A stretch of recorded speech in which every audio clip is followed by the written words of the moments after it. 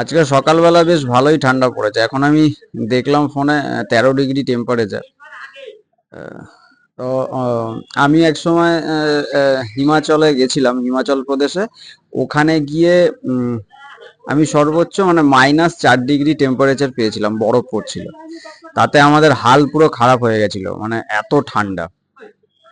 তো আমি আজকে বসে আছি দোকানে, খুবই ঠান্ডায়। আমার সামনে রিক্সা স্ট্যান্ড, ওখানে সবাই আগুন টাগুন জ্বালিয়ে হাত তাপাচ্ছে। সকালবেলার টাইম, 9:30 10:30 বাজে। তো আমি ইউটিউবে একটা ভিডিও দেখছিলাম। ভিডিওটাতে রাশিয়ার একটা গ্রাম আছে সাইবেরিয়াতে। ওই গ্রামের মানে সর্বোচ্চ তাপমাত্রা, মানে সর্বনিম্ন তাপমাত্রা রেকর্ড হয়েছিল মাইনাস, মানে শীতকালে -71 degree temperature. -71 degree Celsius temperature ছিল, সর্বনিম্ন রেকর্ড হয়েছিল ওইখানে। ওইটাকে বলা হয় পৃথিবীর সব থেকে শীতলতম গ্রাম। মোটামুটি শীতকালে ওটার এভারেজ -50 ডিগ্রি সেন্টিগ্রেড তাপমাত্রা থাকেই ওখানে। তো ভিডিওটাতে দেখাচ্ছিল যে একজন ভিডিও করছিলেন, উনি মানে জলের বোতল নিয়ে একটা বেরিয়েছে। জলের বোতলটা ঘরের ভেতরের টেম্পারেচার তো হিটার ফিটার দিয়ে মোটামুটি ওই 15 16 18 ডিগ্রি টেম্পারেচার করে রেখে দিয়েছে। যখন বাইরে বেরোচ্ছে বলছে আমি শুধু ভিডিওটাকে কতক্ষণ শ্যুট করতে পারবো জানি না। বলছে হয়তো 2 মিনিট বা 3 মিনিটের মধ্যে আমাকে, বা 5 মিনিটের মধ্যে আমাকে আবার ঘরের ভেতরে চলে আসতে হবে, না হলে আমি ঠান্ডায় জমে যাবো।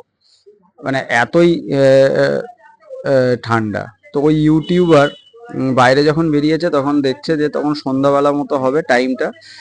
ওই গ্রামে, রাশিয়ার ওই সাইবেরিয়ান ওই গ্রামটার নামটা একটুখানি বেঢপ টাইপের, উচ্চারণ করতে অসুবিধা হয়।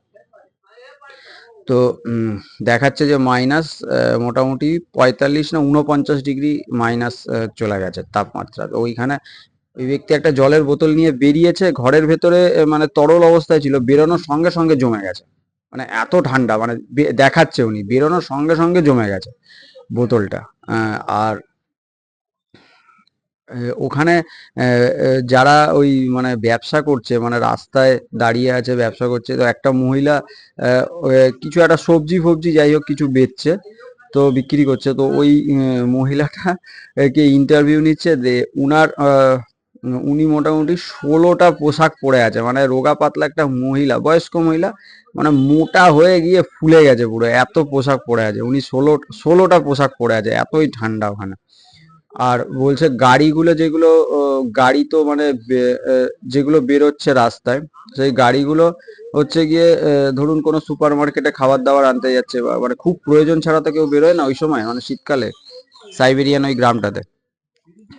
তো ওই গাড়িগুলো যেগুলো ধরুন পার্ক করে ভেতরে জিনিসপত্র আনতে যাচ্ছে, তারা ওই গাড়িগুলোকে না মানে চালু রেখে, ইঞ্জিনকে চালু রেখেই চলে যাচ্ছে। ওরা কিন্তু গাড়িকে নিউট্রালে করছে না, বন্ধ করছে না গাড়ি। কারণ গাড়ি বন্ধ করলে কি হবে, বলছে যে ইঞ্জিন বন্ধ করে দিলেই ওই সাইলেন্সার পাইপ ধোঁয়া বেরোয় যেখানে, ওইখানে বরফ জমে গিয়ে মানে ইঞ্জিন পুরো অকেজো হয়ে যাবে, বরফ জমে গিয়ে আর ইঞ্জিন চালু হবে না।